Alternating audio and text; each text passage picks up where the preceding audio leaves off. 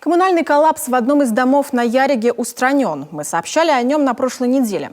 С 21 февраля из-за замерзшей трубы жильцы 4 квартир первого подъезда дома номер 2 по улице Октябрьской жили без водопровода и канализации.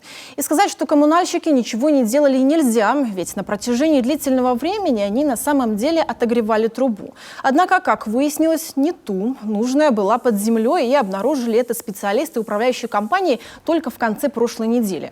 В итоге к выходным ее наконец отогрели, а канализацию восстановили. Тем временем счета по услугам управляющей компании за февраль жителям дома уже пришли. Квитанция за февраль пришла в полном объеме. С 21 февраля у нас нет ни воды, ну и значит канализации. В свою очередь, в управлении ЖКХ администрации Ухты отмечают, в Государственную жилищную инспекцию уже направлено заявление о некачественных услугах управляющей компании. А потому организацию призовут к ответу. При этом и сами жильцы также могут написать заявление на перерасчет в управляющую организацию.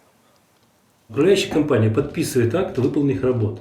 Если эти работы не были выполнены, то, соответственно, управляющая компания должна сделать перерасчет. Либо эти деньги, то есть останутся эти деньги, но включат в ремонт, так скажем, текущий ремонт произведут, то есть дополнительные какие-то работы произведут на этом доме.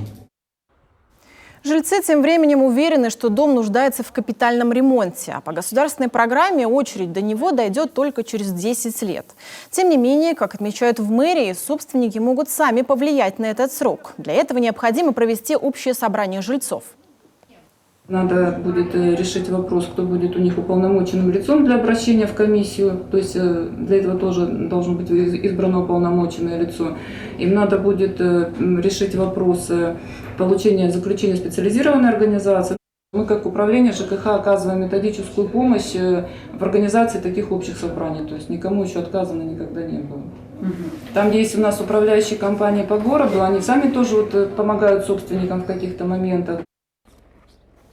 Еще можно признать дом аварийным. В таком случае тоже необходимо коллективное решение. А еще заключение уполномоченных организаций по состоянию жилого строения. И эта услуга платная.